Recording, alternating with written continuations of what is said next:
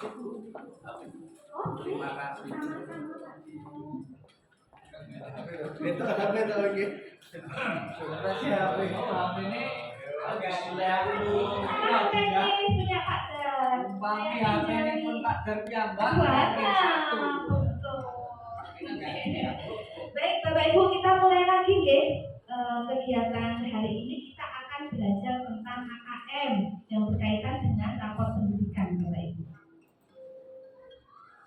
Oke, baik Bapak Ibu, untuk di AKM itu ada dua, literasi dan numerasi, satunya lagi ada survei lingkungan belajar. Tapi yang dinilai untuk rapor itu yang ini Bapak Ibu, yang paling utama.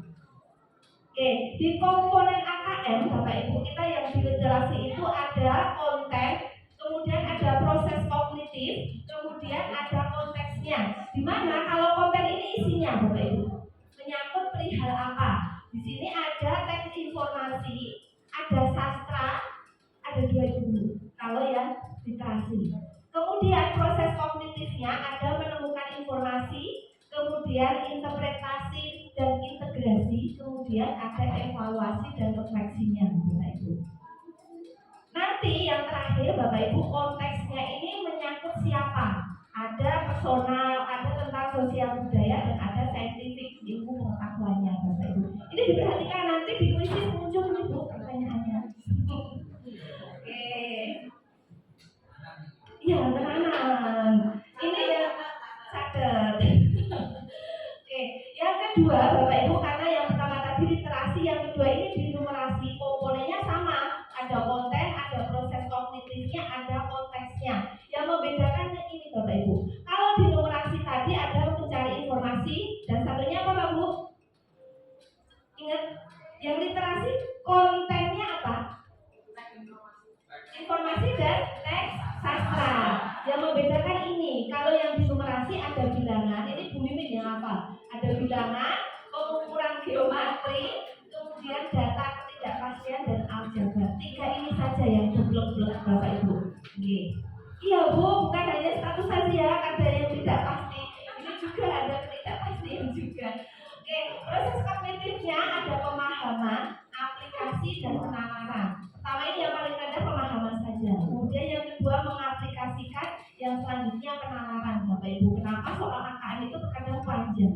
Karena membutuhkan penalaran juga Bapak Ibu.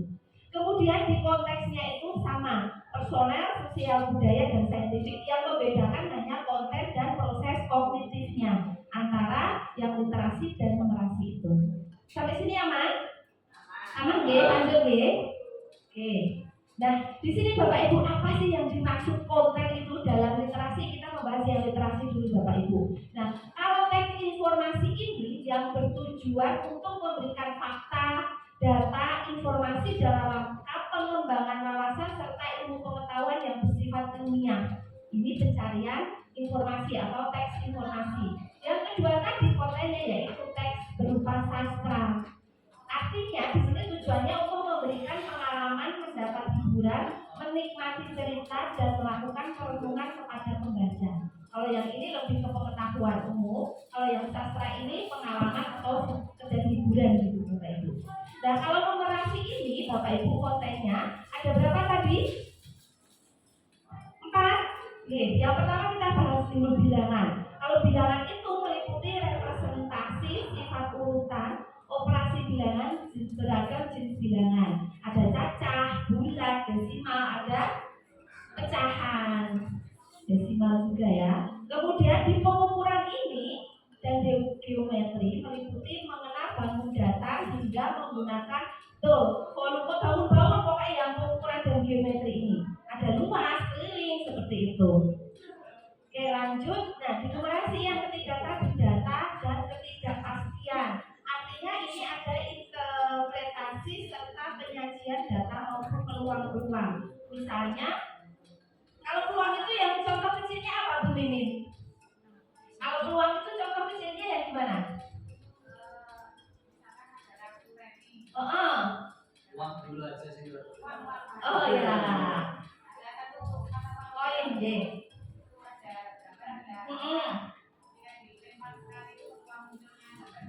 Nah, oke, itu yang dimaksud peluang. peluang ya Bu ya. Ketidakpastian itu seperti itu maksudnya.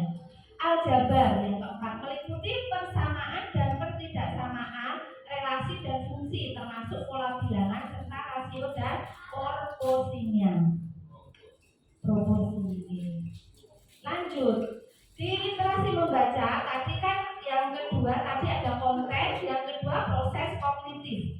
Ini yang berbeda antara literasi dan numerasi. Proses kognitif dari literasi membaca ini yaitu menemukan informasi, artinya mencari, mengakses serta menemukan informasi tersurat dari bacaan, Bapak Ibu. Yang kedua, interpretasi dan integrasi, artinya ini memahami informasi tersurat maupun tersirat, memadukan interpretasi antara bagian teks untuk menghasilkan inferensi. Kemudian yang ketiga, evaluasi dan refleksi, menilai serta kredibilitas, artinya ini kesesuaian maupun keterpercayaan teks serta mampu mengaitkan isi teks dengan hal lain di luar teks.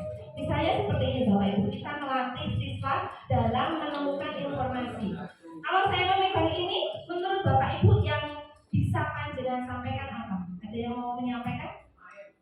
Air, botol.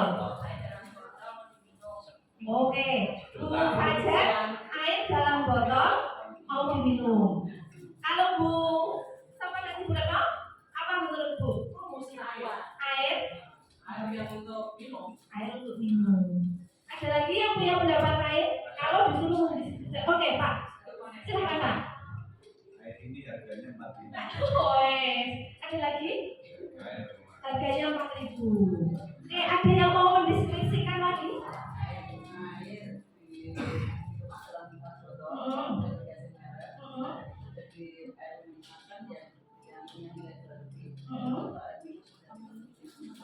Mantap ya, lebih detail. Ada lagi mungkin yang mau berpendapat sana Bu? Mungkin Cita? Monggo silakan. Bu ini mau memegang air minum kemasan. Ada lagi informasi yang bisa disampaikan? Oke. Ada lagi yang mau berpendapat? Bu Dewi? Menurut Bu Dewi gimana? Kalau saya memang ini yang ada dari Bu Dewi apa? Air yang diambil dari pegunungan.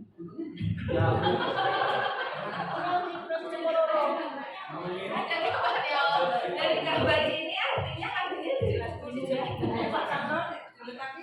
Dilengkapi monggo Pak Dwi.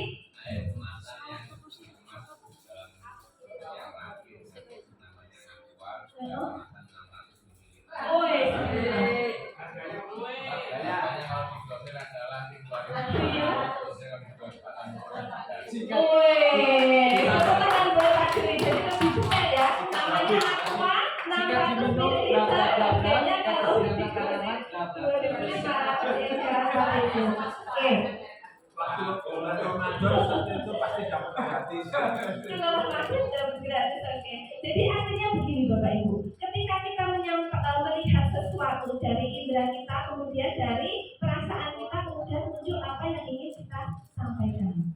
Satu orang dan satu orang yang lainnya pasti berbeda, mempunyai pola pikir yang berbeda. Dan itulah Bapak Ibu yang perlu kita ajarkan kepada siswa kita nanti. Jadi tidak bisa disamakan lagi. Artinya kita harus mulai dari dasar mengajarkan atau membiasakan diri untuk terbiasa menerima informasi, kemudian mengolah informasi, kemudian bisa menyampaikan secara runtut. Oke. Kita masuk ke numerasi Bapak Ibu. Ini tadi di proses kognitif literasi sudah, kemudian di numerasi. Di sini proses kognitifnya atau cara berpikirnya Bapak Ibu, proses kognitif itu ya. Pemahaman, artinya memahami fakta, prosedur serta alat matematika, berhubungan dengan matematika kalau numerasi ini. Yang kedua penerapannya Bapak Ibu, mampu menerapkan konsep matematika dalam situasi nyata yang bersifat rutin. Biasanya kalau di soal numerasi itu misalnya seseorang berada di dalam lift, satu lift bisa memuat 500 kg. Yang masuk ada berapa? Kemudian seperti itu ya. Jadi ada gambaran proses kognitifnya itu berhubungan dengan dunia nyata atau hal-hal yang dialami oleh siswa di kehidupan sehari.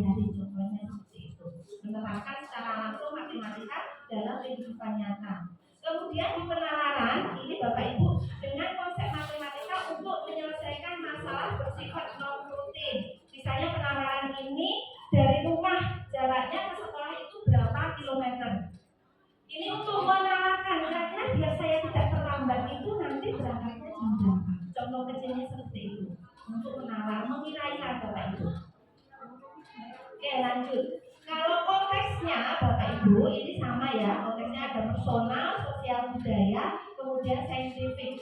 Kalau personal yang di literasi Bapak Ibu berkaitan dengan kepentingan diri sendiri atau pribadi, sama nih. Ini personal itu dengan diri sendiri, person.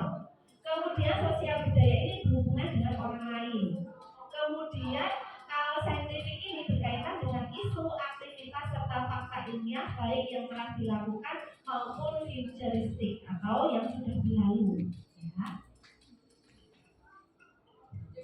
Kemudian konsep dalam bentuk soal-soal AKM, Bapak Ibu. Nah, soal-soal ini diberikan tidak fokus pada mata pelajaran tertentu, Bapak Ibu. Untuk itu kenapa kok setiap guru mapel juga wajib mengajarkan hal ini, tidak fokus. Oh, kalau numerasi itu kaitan pelajaran matematika saja, oke.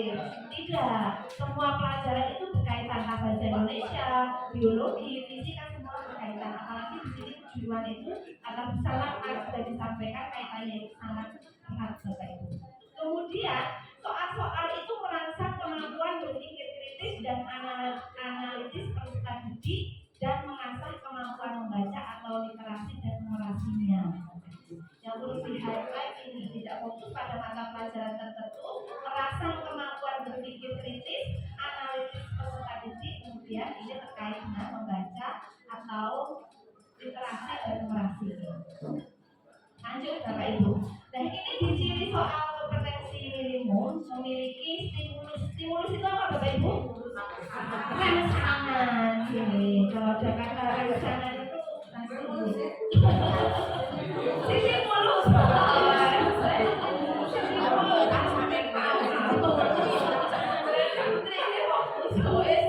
Dia langsung kiranya berkelana ini pasti.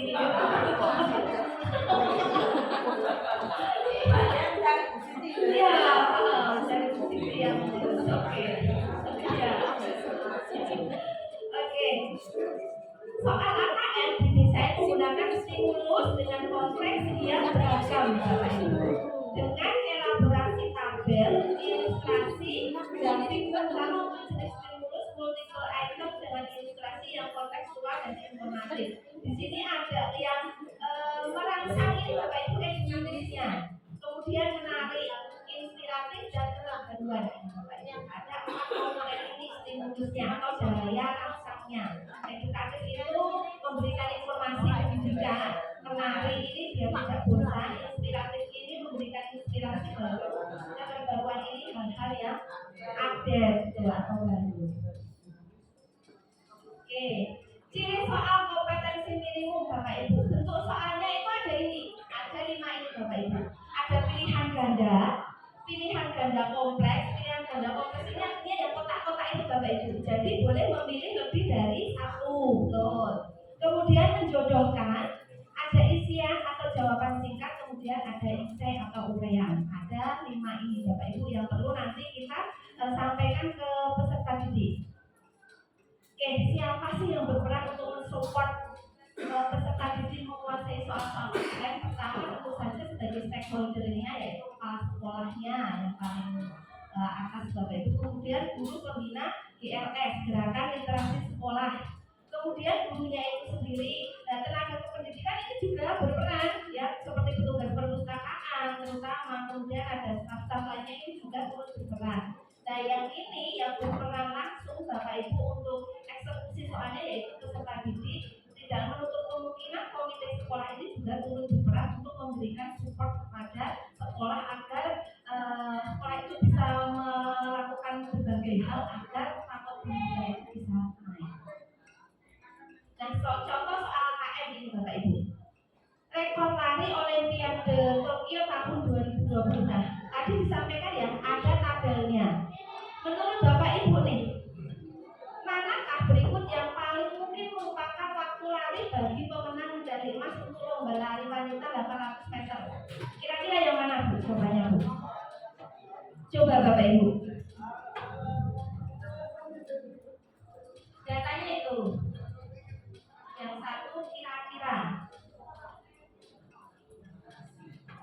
pemenang medali emas lomba lari ya wanita. Jadi fokusnya di sini Bapak Ibu, karena ini kan lari wanita tuh, jadi fokusnya Yang 800 meter ini yang ditanyakan.